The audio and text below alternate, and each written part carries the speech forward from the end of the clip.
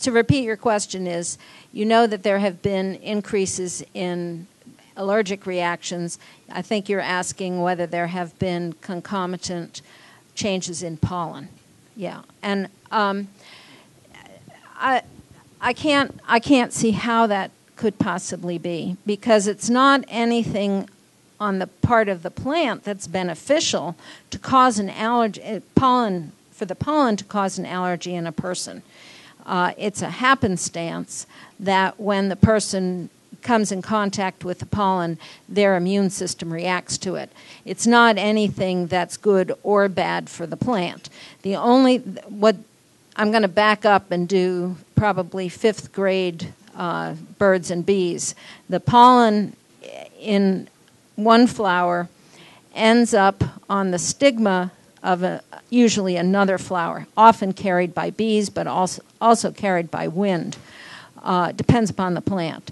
And when that pollen ends up on a stigma, then a tube grows down and the nuclei in the pollen fertilize the eggs, ovules in the plant.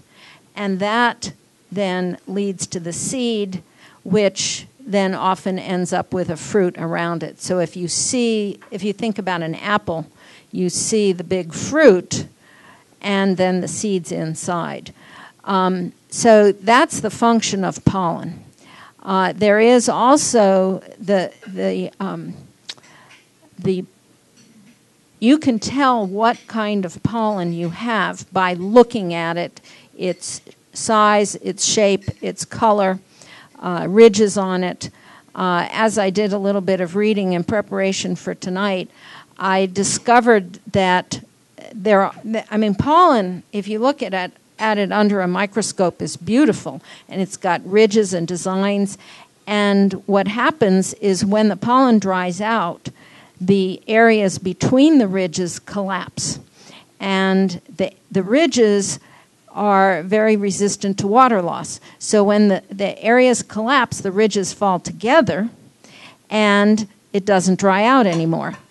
But then if it lands on a stigma, it gets rehydrated, and it puffs up again, and it can start to grow. So I don't see any ecological, environmental condition that would cause the plants to be changing at all.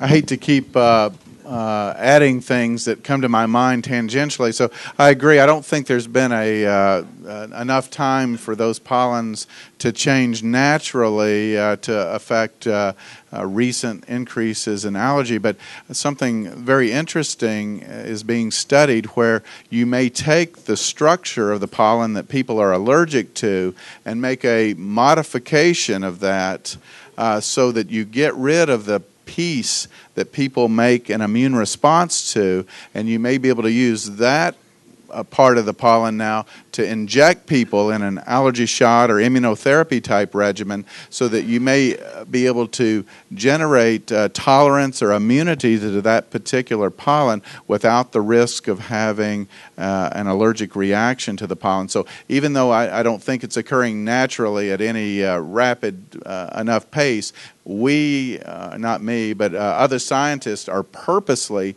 changing the sequence and structure of some of these pollens so that they may be used therapeutically.